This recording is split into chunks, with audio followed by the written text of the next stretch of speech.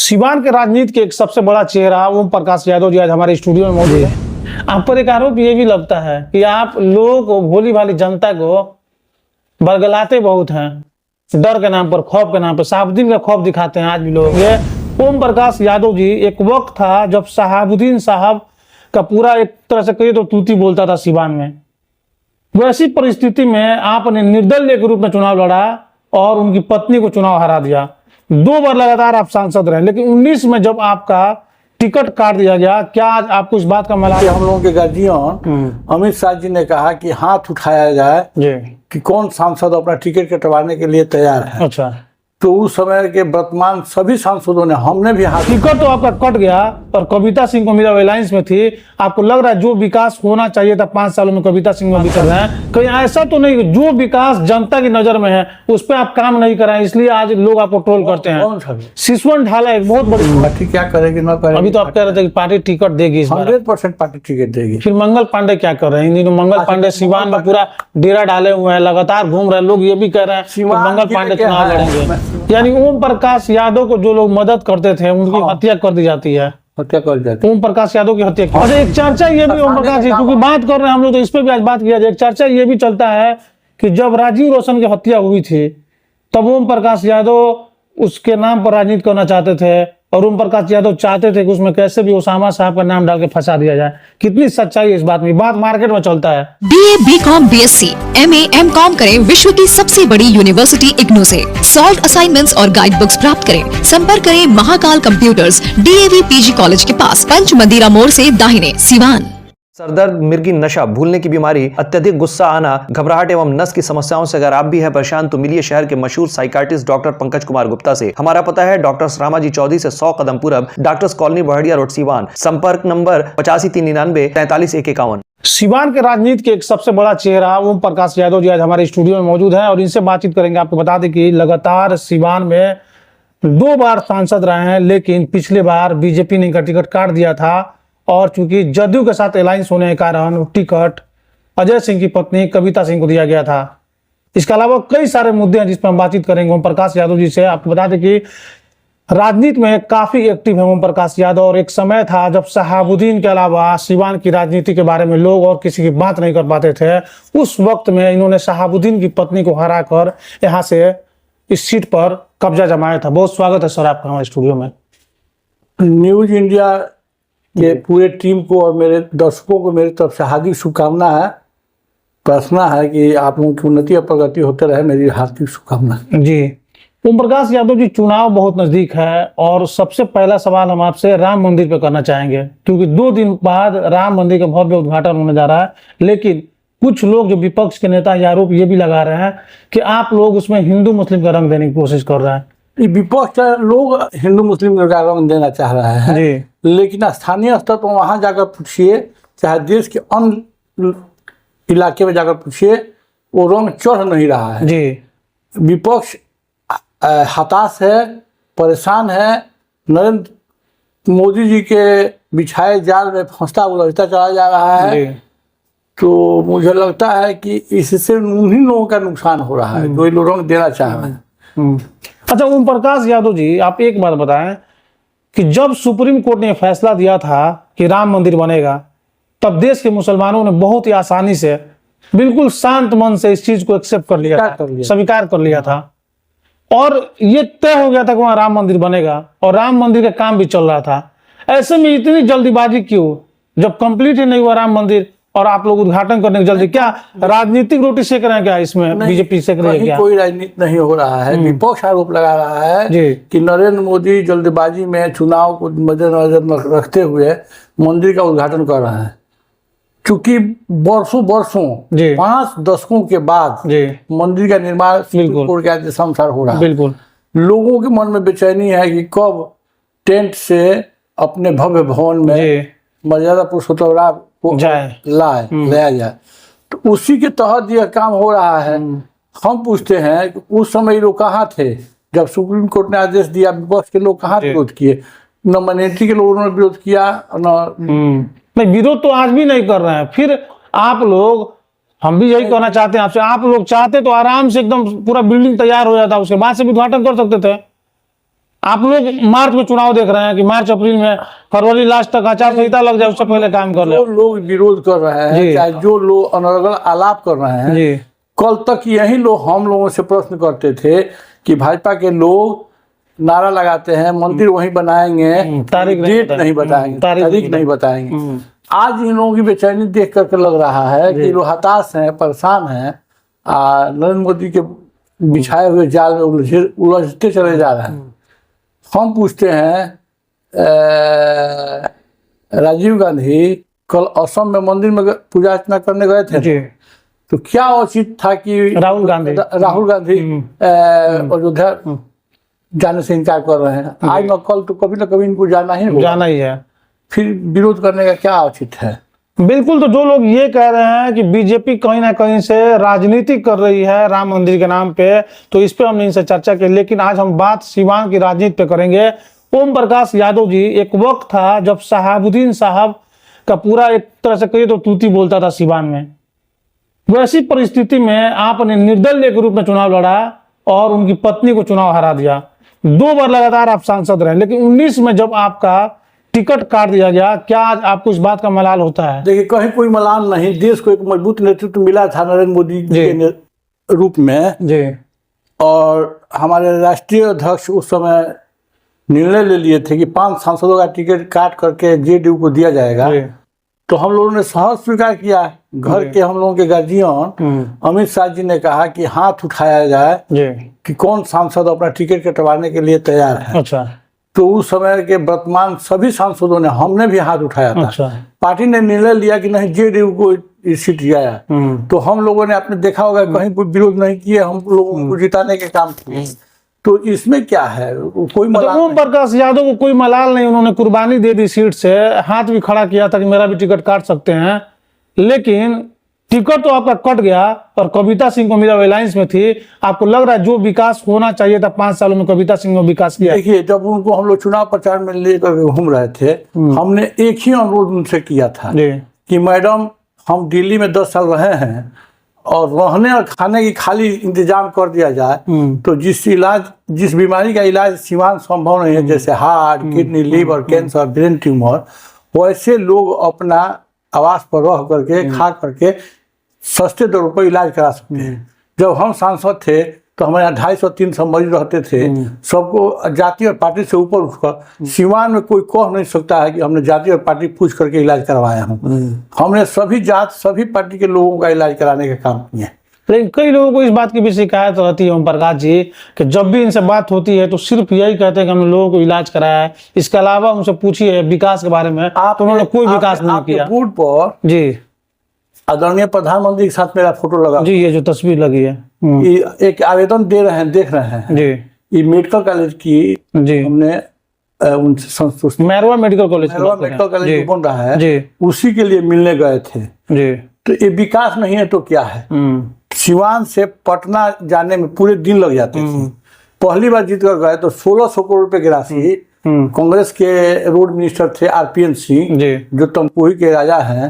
हमने उनसे कहा कि आप अगर इसकी स्वीकृति दे देते हैं हाजीपुर से छपरा होते हुए सीवान तक, गोपालगंज तक, तो यह रोड बन जाने से हम लोगों को काफी सुविधा होगी। तो उन्होंने एक फेज में हाजीपुर से छपरा 4 लेन की स्वीकृति दी और 1600 करोड़ रुपया जारी किया। और जब दोबारा जीत कर गए तो नितिन गडकरी जी से मिल करके हमने 1100 करोड़ रुपए की राशि छपरा से सीवान होते हुए गोपालगंज तक के एनएच का स्वीकृति करवाए। ये विकास नहीं तो और क्या है? अभी सीवान में चले जाइए, VMEG हाई स्कूल के प्रांगण में 5 करोड़ रुपया CSR का पैसा लाए हैं। सांसद विकास मद है न किसी विभाग, वो बिजली विभाग का जो कंपनियां प्रॉफिट में जाती है वो अपना 2% CSR का पैसा में खर्च करती है। हमने आरपीएन सिंह जो हमारे बिजली मंत्री हैं उनसे हम लोग अनुरोध किया कि जर्जर अवस्था में हमारे यहाँ दलित वर्ग के छात्र छात्रा रहते हैं, कभी भी गिर जाएगा, बहुत बड़ा हादसा हो जाएगा, आप हमको 2-4-5 करोड़ रुपए दे देते तो बड़ी कृपा होती है, छात्रावास बनवा देते। तो देखिए 3 मंजिला छात्रावास बन रहा है, उसमें पलंग भी मिलेगा, टेबल भी मिलेगा, बच्चों को रहने के लिए साइकिल और 3 मंजिला भवन बना है। तो ये विकास नहीं तो और क्या है? आप दरौली चले जाइएगा, दरौली में पुल बन रहा है और एक पुल बन रहा है सिसवन में, दरौली पुल जो बलिया से जोड़ता है, यूपी बिहार से जोड़ता है। हाँ, नदी पर। सिसवन में जी कचनार के सामने एक पुल बन रहा जी। है। हमारे एक मित्र हैं पवनाथ यादव, जी। उनका ससुराल है कचनार, उन्होंने हमसे कहा था। तो उस पुल को बनवाने में भी आपकी भूमिका है, आप ये कहना चाह रहे हैं? हमारी भूमिका नहीं, आप हमारे फेसबुक पर जाएंगे तो हमने लोकसभा में उसको मामला को रखा, तो भारत सरकार ने कहा कि हम 60% की राशि देने के लिए तैयार हैं, 20% बिहार सरकार और 20% उत्तर प्रदेश सरकार दे। तो उस समय नीतीश कुमार लालू यादव के गोद में बैठे हुए थे। हम चले गए योगी आदित्यनाथ के यहाँ लखनऊ, और हमने कहा कि साधु से तो मांगना नहीं चाहिए, लेकिन हम आशीर्वाद मांगने आए हैं। इंटरनेशनल रोड हो जाएगा, नेपाल को जोड़ने वाला रोड हो जाएगा, अगर पुल बनवा देते तो बड़ी कृपा होती। 40% आप ही सरकार दीजिए। तो उन्होंने लिख कर दिया केंद्र सरकार को कि 40% हम ही दे रहे हैं और 60% भारत सरकार दे करके दोनों पुल बन रहा है उसमें। अच्छा, दोनों पुल की स्वीकृति आपने दिलवा दी, इसके अलावा भी कई सारे आप विकास की बात कर रहे हैं। कहीं ऐसा तो नहीं जो विकास जनता की नजर में है उस पर आप काम नहीं कर रहे हैं, इसलिए आज लोग आपको ट्रोल करते हैं? सिसवन ढाला एक बहुत बड़ी समस्या है सिवान की, सिसवन ढाला का, जिसका आपने इंटरव्यू में कहा था कि हमने सब कुछ कंप्लीट करा लिया, जल्द काम होगा। आप चलिए, मैं ले चलूंगा आपको रेल मंत्रालय में। हमने उसकी स्वीकृति जब हम सांसद थे उसी समय करा दिए थे। भारत सरकार रेल मंत्रालय ने भेजा कि इसका एनओसी देना होगा। आप कोई भी काम कीजिएगा जब तक बिहार सरकार एनओसी नहीं देगी, जैसे कि हमने मेडिकल कॉलेज की स्वीकृति करवाई, बिहार सरकार जमीनें नहीं दे रही थी, बहुत निहोरापाती करने के बाद उन्होंने गड्ढा दिया था जमीन, लेकिन चलिए गड्ढा ही सही, वो गड्ढा को माटी उटी भर करके किसी तरह काम चल रहा है। इसी के साथ का मेडिकल कॉलेज की ओपनिंग हो गई है छपरा में। हमारा मेडिकल कॉलेज अभी नहीं बना है, तो इसलिए काम तो बहुत हुए हैं। जब कलेक्ट्रेट के आगे जाएंगे, लोगों को लगता है कि जो लोगों के सामने दिख रहा है वो काम नहीं हो पाया है। जैसे कई सारे लोग आरोप ये भी लगाते हैं कि सिवान में राजेंद्र स्टेडियम था जिसकी रंगाई पोताई भी नहीं की गई, सिवान में इंडोर स्टेडियम था जिसको आलू का गोदाम बनाने की तक की बात कर दी गई। नहीं, इंडोर स्टेडियम में हमने 50 लाख रुपया खर्च किया। पहले तो इंडोर स्टेडियम में समाने लायक भी नहीं था। 50 लाख रुपए कहाँ गए ये जो खर्च किया, बता रहे मतलब किस चीज पे? अरे उसका रिमॉडलिंग हुआ, अच्छा, रंगाई पोताई हुआ, इंजीनियर से पूछा। अभी तो जर्जर हो चुका है, पूरा जर्जर हो गया था जी, लेकिन उसके बाद से हमारा ही पैसा से रंगाई पोताई हुआ और जी, लेकिन अभी उसका बेनिफिट नहीं है, आज भी जर्जर स्थिति में है। और वर्तमान सांसद से इस पर हम सवाल करेंगे क्योंकि उनकी जवाबदेही है, आप तो अभी सांसद है भी नहीं। लेकिन एक सवाल आपसे करेंगे कि आपने कुर्बानी दे दी थी नरेंद्र मोदी के नाम पर, क्योंकि जदयू से अलायंस था और कविता सिंह को टिकट मिल गया। अभी अलायंस टूट चुका है, बीजेपी खुद चुनाव लड़ेगी, तो ऐसे में जो कुर्बानी ओम प्रकाश यादव ने बीजेपी के लिए दी थी, क्या बीजेपी अभी चीज को समझेगी और फिर से ओम प्रकाश यादव को इस बार चुनाव मैदान में उतारेगी? देखिए, हमको पूरी उम्मीद है 5 सांसदों का जो टिकट कटा था उसका एडजस्टमेंट होगा 100%। भाजपा हमको टिकट देगी। हम भाजपा के आभारी हैं कि हम टिकट मांगने भी नहीं गए थे विधानसभा का, लेकिन भाजपा ने हमको भेज करके टिकट हमको लड़ाने का काम किया। ठीक, हम 178 वोट से हार गए, लेकिन वो हारने से और हम हारा अब निराश नहीं हुए, हताश नहीं हुए। सीमांत जल रहा था, सीमांत में मौलिक अधिकार नहीं थे, लोगों का स्वतंत्रता समाप्त हो गई थी, वोट देना प्राण देना दोनों बराबर था। उस विषम परिस्थिति में सीमांत की महान जनता ने मुझे अपना पैसा देकर, अपना वोट देकर के मुझे लोकसभा में भेजने का काम किया।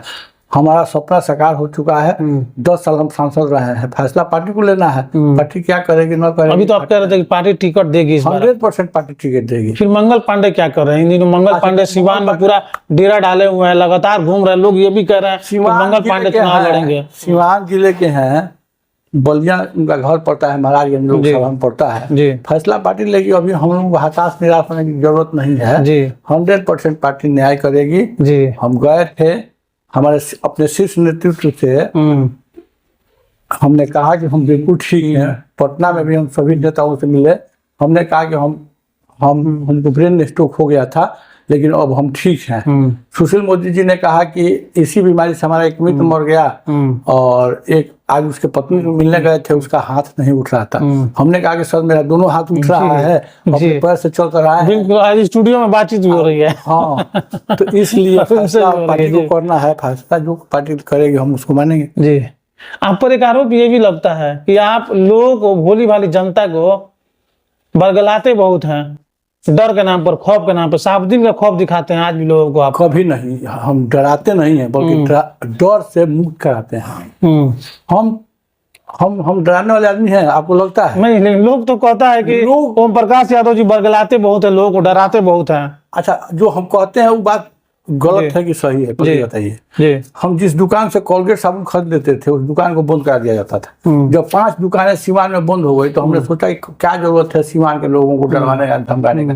हम पटना से लौटते थे तो छपरा में कोलगेट साबुन ले लेते थे, कभी गोरखपुर से लौटते थे तो दुकानें बंद करा दी जाती थी। मतलब कहा जाता था कि ओम प्रकाश को मदद किए, क्या उनकी हत्या करा दी जाती थी? नहीं, तो ओम प्रकाश को मदद किए, बंद कर दुकान। तो अच्छा, आप ये भी कहते हैं, कहीं कहीं सुना गया है कि जैसे दुकान बंद करने की बात कर रहे हैं, दुकान लोग बंद नहीं करते थे तो उसका परिणाम उनको भुगतना पड़ता था, इस तरह की भी कहानी है। देखिए, हम बैठते थे, हमारा घर नहीं था, मेरे गांव के पेप्सी एजेंसी बबुनिया मोड़ पर देख रहे हैं ना, वही था। हम एक बोलेरो गाड़ी खरीदे थे, कोई आदमी ड्राइवर नहीं मिल रहा था कि गोपालगंज थावे में ले जाकर के हमको पूजा करा दी। तो उसके मालिक हैं अजय भैया, उन्होंने कहा कि हम आपकी गाड़ी को ले चलेंगे, लेकिन ओरमा होकर के मीरगंज निकलेंगे हम लोग। हम जैसे हो ले चलिए, 8-10 दिन के बाद, खरीदने के 8-10 दिन के बाद उन्होंने लेकर के गया। साहब साहब इधर से जा रहे थे, हम लोग उधर से आ रहे थे पूजा करा कर गाड़ी का। हमने कहा कि डरिएगा मत, गाड़ी छोड़कर भागिएगा मत। किसी आदमी को उन्होंने सीना में गोली नहीं मारा है, पीठ में गोली मारा है, कुछ नहीं हुआ। लेकिन उनके घर, किसने पीठ पे गोली सुनिए ना, हमने उनसे कहा आप डरिएगा नहीं, लेकिन उनके दुकान पर बम चलवा दिया गया 3-4 दिन के बाद। लेकिन बम फूटा नहीं, अगर फूटा तो बहुत बड़ा हादसा हो जाता। उसमें जितने लोग बैठे होते सारे लोग मर जाते, शीशा फूट जाता। पेप्सी का एजेंसी था, आप पता कर लीजिए कि क्या हत्या भी कुछ लोगों की हुई है? जैसे बम फेंका गया, बम नहीं फटा, वो बच गए, बाकी लोग की हत्या भी हुई है क्या? अरे हमारे यहाँ चाय पी कर गए, अथी के मुखिया थे, भंटा पोखर कुशवाहा जी के मुखिया थे, हमको बहुत मदद किए थे। हमने कहा कि मुखिया जी अभी स्थिति भयावह है, इस तरह आप अकेले मत घूमिए। उन्होंने कहा कि हम साधु आदमी, साधु हो गए थे, खड़ाऊ पे चलते थे और गमछा लपेट कर चलते थे। उनको एसडीओ गेट के सामने मार दिया गया। अच्छा, ये बात आप सुनिए, एक शंभुपुर है, शंभुपुर के वशिष्ठ कुशवाहा का वशिष्ठ प्रसाद है, उनका भाई था। दरबार सिनेमा के सामने हत्या कर दी जाती है और मेरा नाम, मेरे बेटे का नाम, मेरे भाई का नाम, मेरे छोटे भाई का नाम, एक हमारे समर्थक है प्रभुनाथ यादव का, अभियुक्त बना दिया गया। आपने तो नहीं बनवाया, इष्टदेव तिवारी लिखने वाले थे, अभी जिंदा है, पूछ लीजिए उनसे, साजिद साहब ने। लेकिन हम उस घटना से डरे और भयभीत भी नहीं हुए, सीधे चले गए लालू जी के यहाँ। हमने कहा कि सर 5 जादुओं को फंसाया जा रहा है, मेरा समर्थक मरा है। तो उन्होंने एसपी थे जगलाल चौधरी, उनको फोन किए और फोन करके 1 पैसा नहीं लगा, हम लोगों का नाम निकल गया। भयावह माहौल था, क्या कहते हैं उस समय। यानी ओम प्रकाश यादव को जो लोग मदद करते थे उनकी हत्या कर दी जाती है, हत्या कर दी जाती है। ओम प्रकाश यादव की हत्या क्यों नहीं कर दी गई? हम तो ओम प्रकाश की भी तो हत्या हो सकती थी। हमको भी मारने के लिए कलेक्टेरिएट में उन्होंने मना किया कि चुनाव मत लड़ो जिला परिषद का। हमने कहा कि चुनाव लड़ेंगे, तो इसका परिणाम समझ रहे हो, हमें मौत से ज्यादा नहीं ना है। तो उन्होंने कहा कि ठीक है। पत्नी को फोन किया कि क्यों विधवा होने पर तुली हुई हो, उसको मना करो। तो पत्नी ने कहा कि मौत से बात करता है, फिर उनसे बात कर लीजिए। हम चुनाव लड़े, कलेक्टेरिएट में हम हार गए, हम निकल रहे थे सब लोगों के सामने। उस समय आप थे कि नहीं वहाँ कलेक्टेरिएट में? जी बोलिए ना। हाँ, हमको पकड़ करके उन्होंने हमारी पिटाई की कि नहीं? जी हाँ, नहीं, हम मौजूद नहीं थे वहाँ मौजूद नहीं थे। हमारी पिटाई किए, हम 1 मिनट के लिए बेहोश हो गए। जब होश आया तो मैंने कहा इस घटना से न मैं भयभीत हूँ न लज्जित हूँ। आज संकल्प लेते हैं सीमान की जनता के समक्ष कि आज से मेरी पत्नी सिंदूर नहीं लगाएगा, मंगलसूत्र नहीं पहनेगी जब तक हम सांसाई समाप्त न कर दें साहब। और संघर्ष करते करते जब निर्दलीय जीते तब जाकर पत्नी अच्छा चलिए, आप चुनाव भी जीते, शहाबुद्दीन की पत्नी के विरोध में लड़ के चुनाव में जीता, और आज शहाबुद्दीन भी इस दुनिया में नहीं है, लेकिन आपको क्या लगता है अब उस राजनीति को खत्म करके नया राजनीति करने की शुरुआत, क्योंकि विकास पे अब काम होना चाहिए, आपको लगता है ये चीज? एकदम विकास ही करना चाहिए, दलित शोषित लोगों का उत्थान करना चाहिए। लेकिन आज उनके बेटे के साथ कई लोग ये भी कहते हैं कि उनके बेटे को फंसाया जा रहा है। क्या शहाबुद्दीन के राह पे आप लोग चाहते हैं कि उनके बेटा को भी लेके जाया जाए, ताकि शहाबुद्दीन के नाम पर राजनीति हुआ अब ओसामा के नाम पर राजनीति किया जाए? ना नहीं, गलत बात है। अगर जी न हम सरकार में हैं और न हम किसी पद पर हैं कि हम फंसाने जा रहे हैं। जी, हम तो उस लड़के को मदद किए थे, याद होगा आप, मीडिया लोगों के माध्यम से हमने कहा था कि लड़का निर्दोष है। एसपी साहब से भी कहा था कि जिस दिन घटना घटी है उस समय वो लड़का विदेश में था, दुबई में था अपने परिवार के साथ। आप पासपोर्ट का कॉपी मंगा करके दे दिए थे, हमने कहा कि एक पैसा नहीं लगा, उसका नाम निकला। अच्छा, एक चर्चा ये भी ओम प्रकाश जी, क्योंकि बात कर रहे हैं हम लोग, तो इस पे भी आज बात किया जाए। एक चर्चा ये भी चलता है कि जब राजीव रोशन की हत्या हुई थी तब ओम प्रकाश यादव उसके नाम पर राजनीति करना चाहते थे, और ओम प्रकाश यादव चाहते थे कि उसमें कैसे भी ओसामा साहब का नाम डाल के फंसा दिया जाए। कितनी सच्चाई है इस बात में? बात मार्केट में चलता है। देखिए, हम आपसे पूछना चाहेंगे, हमारा लड़का नहीं था राजीव रोशन, लेकिन हम लोगों के काफी करीबी था। उसके पिताजी हमारे नजदीकी थे, हम उनको मदद करते थे। वो भी इस दुनिया में अब नहीं रहे। एक घटना घटी थी तेजाब कांड, आप जानते हो, उसमें उनके 3 लड़कों को बंधक बना लिया गया और राजीव रोशन किसी तरह भाग गया। भाग करके अपना व्यवसाय करने लगा गोरखपुर। 2 लड़कों को तेजाब डालते डालते और एक की बाद में हत्या कर दी गई। जब वो आया तो उसकी हम लोगों ने शादी किया। शादी हो रही है 16 तारीख को, 19 तारीख को उसकी हत्या हो जा रही है। हम आपसे पूछते हैं, वो हत्या ना आपने किया ना हमने किया, किसी ने किया ना, जिसका मतलब था वो घर का जमीन का जायदाद का झगड़ा था। अब जिसके साथ था। अच्छा, जब हत्या हुई थी तो उस समय सांसद कौन था? आपको तो अच्छा पता है, आप सांसद थे। हम सांसद थे। लेकिन कैसे हत्या हो गया? आप सांसद थे, लॉ एंड ऑर्डर यानी कैसे गड़बड़ा गया सब कुछ? कैसे, जब आप जान रहे थे कि ऑलरेडी इस परिवार के साथ घटना घट चुका है? लालू यादव, उस लड़के को हम एसपी साहब के पास ले गए थे। हमने कहा था कि इस लड़का ही एक गवाह है। तो आप चाहते तो सुरक्षा दिलवा सकते थे, जब जान रहे कि उस परिवार के 2 लड़के की हत्या हो चुकी है, फिर उनको सुरक्षा क्यों नहीं दिलवाया गया? आप तो सांसद थे। एसपी साहब ने कहा कि आप जब आइएगा तो मेरे नंबर पर फोन करके आइएगा, आपको पूरी सुरक्षा मिलेगी। लेकिन वो लड़का बिना फोन किए चला आया, निर्भीकता के साथ मोटरसाइकिल। कहीं वो भी तो राजनीति के भेंट नहीं चढ़ गया? अब जो चढ़ा पूरी दुनिया में नहीं है, लेकिन वही एक लड़का गवाह था। आप जो कहना चाह रहे हैं, जो कह नहीं पा रहे हैं, सावजी साहब को एक ही केस में आजीवन सजा हुआ जो हमने कराया था, हमने तेजाब कांड में। कारण था कि उन्होंने अंत में 94-300 अंत में 86 नंबर था, उस नंबर से धमकाए थे राजीव रोशन के पिताजी को, चंदा बाबू को। और जब मांगा जा रहा था, कोर्ट मांग रहा था किस नंबर से धमकाए थे, जब नंबर दे रहे थे तो किसी औरत के नाम से अलॉट था। आज जीटीयू थे, जीटीयू साहब कहते थे कि यह किसी मुहर्रम के नाम से अलॉट है। तो वो कहे 2004 में यह नंबर किसी का था, तो दे ही नहीं रहे थे। खौफ का माहौल था। संजय बाबू डीएम आए थे। हमने कहा कि डीएम साहब, ये चंदा बाबू हैं, इनके 3 बेटों की हत्या हो चुकी है, न्याय का फरियाद लेकर आए हैं, आप राणा प्रताप के वंशज हैं, वीर कुंवर सिंह के मिट्टी के लाल हैं। तो उन्होंने कहा कि एमपी साहब, हम भी राजपूत हैं, आप यादव हैं, सीधा सीधा कहिए क्या करना है, हमको चढ़ाइए नहीं, ताव मत दीजिए। हमने कहा कि ताव नहीं दे रहे हैं, न्याय मांगने आए हम लोग, कम से कम इनको न्याय मिले। जीटीयू नहीं दे रहे हैं आपके जीटीयू। तो उन्होंने अपने चपरासी को भेज करके उनको मोटरसाइकिल से बुलवाया, कहा कि देख रहे हो पंखा, इसमें दोनों पैर बांध करके चालू कर देंगे, साला मर जाएगा, पूरा छटपटा कर मर जाएगा। 2004 में नंबर किसके नाम से था, लिख कर दो। तो वही उन्होंने लिख कर दिया कि कार्यालय अभिलेख के अवलोकन के पश्चात यह नंबर टूट था। और उसके बाद उसमें कार्रवाई मतलब हुआ जो भी कार्रवाई अच्छा। चलिए हम लोग चर्चा चुनाव पे थोड़ा कर लेते हैं। जब 2 बार लगातार आप सांसद रहे 10 सालों तक, तब लोग ये कह रहे थे कि ओम प्रकाश यादव जी तो कुछ किए ही नहीं, पूरा हो जाने के बाद कुछ किए ही नहीं ओम प्रकाश यादव जी। लेकिन 5 सालों तक अभी जब वर्तमान सांसद को लोगों ने देखा तो अब लोग कह रहे हैं कि ओम प्रकाश यादव ही ठीक थे। मतलब इस तरह की बात नहीं कर रहा है, अच्छा वही ठीक रहा है। हाँ बिल्कुल वैसे ठीक है। तो आपको आप इस पे क्या कहिएगा, क्योंकि ये बातें चल रही है, यही बात हो रही है चारों तरफ, हम सुन रहे हैं। जी लोग जो आप कह रहे हैं शर्मा रहे हैं, लोग कह रहे हैं कि नहीं हमको किसी डर थोड़ी है, डर नहीं जी एकरा से अच्छा तो वही ठीक रहे जी।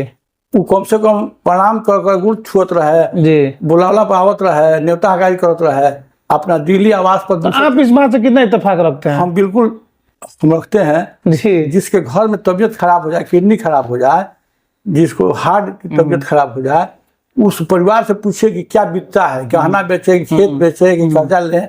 हमारे यहाँ जो गया, हमने जाति और पार्टी से ऊपर उठ करके उनने उसका मदद करने का काम किया। जी। एक पशुखी में दर्जी का काम करते हैं, मोहम्मदन है, उन्होंने आगे कहा कि 6 बेटी के बाद यही एक लड़का है, इसको बचा लीजिए एमपी साहब। हम ले गए अपने साथ और ले जाकर उनके लड़के का हार्ट का ऑपरेशन करवाए। जब आए 2014 का चुनाव में हम वोट मांगने भी नहीं गए उस गांव में। उन्होंने 2 बजे हमको फोन किया, रोने लगे कि अब आप हमारे लड़के का कैसे जांच होगा। जी। हम काहे रो रहे हैं, तो आप चुनाव नहीं जीतिएगा। सिर्फ 18 को वोट हम दिलवाए अपने सगा संबंधी से कहकर, और उस बूथ पर ठीक हमको 18 वोट मिला था, मोहम्मदपुर गाँव पचरुखी के बगल में। एक घर हिंदू नहीं। तो हमने सबका खिदमत किया, सबका सेवा किया है जो हमसे बन पड़ा। अभी इस समय जो हम ब्रेन स्ट्रोक हुआ था, हरिहरपुर लालगढ़ के हैं, उनका नाम है हृदय सिंह, और नवादा है पपौर के बगल में परमेश्वर यादव। इन दोनों आदमी का हार्ट का ऑपरेशन करा कर लाए, और जो पैसा इन लोगों को लगा वो प्रधानमंत्री। अच्छा, तो अभी जनता ओम प्रकाश यादव को चाह रही है, तो क्या जनता के बीच 24 में जाएंगे ओम प्रकाश यादव?